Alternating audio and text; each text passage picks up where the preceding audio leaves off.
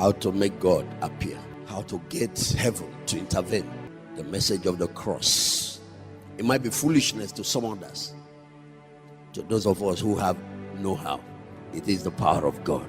It is the power of God. Let me show you how powerful the blood is as it relates to God and making his glory known. In Exodus chapter 19, God came down to Moses an instruction that he was going to come and visit the children of Israel, go down and sanctify them. Verse 9, he said, sanctify them, purify them today, tomorrow, on the third day. He started by saying, lo, I come unto thee in thick cloud, that the people may hear when I speak with you and believe thee forever.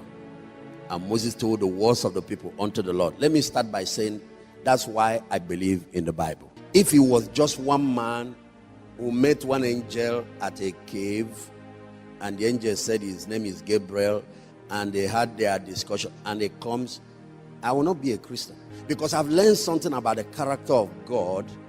He gives infallible proof. What he was telling Moses is that I want to establish something. I want generation, all these 3 million people to believe, and generations after.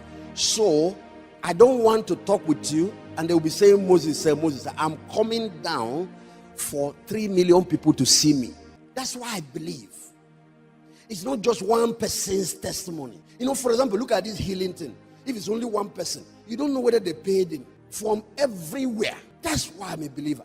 That God authenticates the truth. The Bible said the resurrection of Jesus was backed by many infallible proofs. It's the same thing with the Old Testament when God gave Moses the 10 Commandments. I want the whole people to hear when I speak with you, and they will believe you forever. Forever. And Moses told the people the words of the Lord. Verse 10. The Lord said, go unto the people, sanctify them today, tomorrow. Let them even wash their clothes.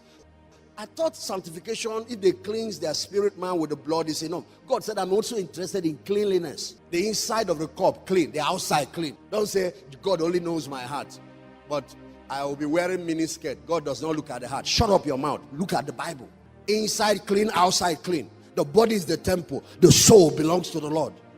Cleanse yourself from every filthiness of the spirit and of the body, perfecting holiness in the fear of God. 1 Corinthians 7 verse 1. Having therefore these promises, dearly beloved, let us cleanse ourselves from all filthiness of the flesh and spirit, perfecting holiness in the fear of God. So clean both sides, the body and the inside, and the inside. And say, God sees my heart. It's only the heart. Dress up well and cover your nakedness. If you want to carry the glory, you don't come like that before God. But if you want to be powerless and the presence of God far from your life, no problem. But people like me that want to be God's friend, there are rules. There are rules, my dear. This is what the Lord commanded that you do, not suggested.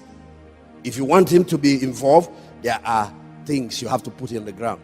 God will come. And there are principles that we put in order. You put it, the glory appears. You don't have to start doing, oh God, why are you not showing up? There are laws, and we understand what it is. Go back to Exodus. Sanctify them today, tomorrow. Next verse. Be ready against the third day, for the third day the Lord will come down in the sight of all the people. That's why you can't play with the Old Testament. It was also backed up with proof. Because there are also Christians who go around saying, Old Testament. Let me tell you something about that Bible. When the early church was here, Peter and the apostles, there was no New Testament. All their messages were coming from the Old Testament. Actually, the New Testament began to be written towards the end of their life, and then for many of them after they were dead. When Jesus was going around, there was no Matthew, Mark, Luke, and John. Those things were written after he died and was gone. So what were they preaching from? What were they reading? Because the New Testament was hidden in the Old Testament. It is the revelations of that Old Testament that is now written for you as the New Testament. The Lord your God will come down in the sight of all the people. Verse 12. And you shall set boundaries to the people round about, saying, take heed to yourself that you do not go up the mount or touch the borders of it. Whosoever that touch that mount shall surely be put to death. Can you imagine? The glory of God is coming, but like electricity, like your transformers with high tension power flowing. God said, tell the people, I'm coming. I want to be near them. That's why I'm coming. But at the same time, I'm a consuming fire. I'm a consuming fire. They have to keep off. Set boundaries. Tie ropes around. Because when the manifestation starts, some might want to rush and they will die. Not because God wants to kill his people, but because you don't touch electricity at high voltage and not be shocked. Anyway, Moses went down and did what God told him. And this is what I want to show you. It's very interesting to know that the same God that told the people don't come near came down. Exodus chapter 24 verse 16. It came to pass on the third day that in the morning there were thunders and lightning and thick cloud upon the mount, and the voice of trumpet exceedingly loud. Who are playing these trumpets? The choir? No, angels. Hi. You need to see how God arrives, because one of the things God commanded that you do and his glory will appear after the blood is worship. Worship goes with the move of God. And if your church does not believe in musical instrument, heaven believes. You know why God created the piano? Gave man the wisdom to create it. You know why God inspired somebody to create saxophone and to herald his arrival? When you see heads of state coming, sometimes you see sirens blowing ahead of them. When God is coming, you're going to hear these instruments. How many of you know what will precede the coming of Jesus when he's going to arrive? Is it not the sound of what? A trumpet. And when the voice of trumpet blew very loud, so that the people in the camp trembled. Verse 17. Moses brought forth the people out of the camp to meet with God, and they stood at the nether part of the camp. They gave some gap, and Mount Sinai was altogether on a smoke, because the Lord descended upon it in fire, and the smoke ascended as the smoke of a furnace, and the whole mountain quaked greatly. And when the voice of trumpet sounded long and waxed louder and louder, Moses spake. What happened? God answered him with a voice. Do you know how the voice of the Almighty sounds? The people had no speaker, but the people at the utmost end of the camp quake and vibrate, because his voice is like the voice of many waters. The voice of the Lord divides the flames of fire. I'm trying to turn your attention back on who we've been talking about. You've seen enough of pastors. You've seen enough of men now. Today, we're going to see manifestations of God to men. Moses spake, God answered him by a voice. Verse 20. And the Lord came down upon Mount Sinai on top of the mount, and the Lord called Moses up to the top of the mount, and Moses went up. If you read further, he gave me instruction. Warn all the elders of Israel not to come near, because sometimes the people you work with can get familiar. But what Moses wrote in Leviticus chapter 9 verse 6, this is what the Lord commanded that you do, and whenever you do it, the Lord will appear. This was where he was getting that revelation. God explained to him that there is something you bring on the scene that brings me, but there's also something you bring. The people can come near God and not die, because there is a difference between the New Testament and the Old. In the Old Testament, people can't approach God. Today, we have boldness to come into the holiest of all by what? The blood of the Lamb. Exodus 24 from verse 5.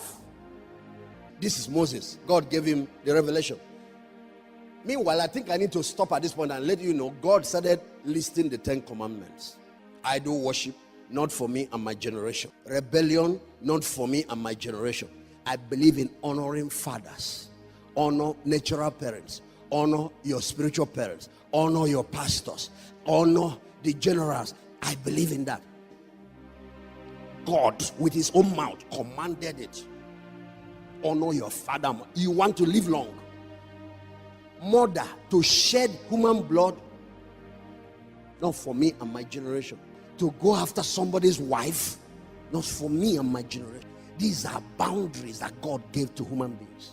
Don't cross it. To take another person's property or money or what does not, whether it's stealing or robbery, not for me and my generation.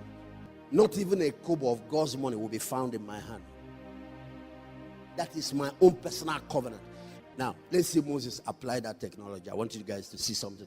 He picked some young men of the children of Israel and send them to offer. Remember the other time it was Aaron he instructed to do it. This time, some young men, they offered burnt offerings, sacrificed peace offerings of oxen unto the Lord. Remember his blood.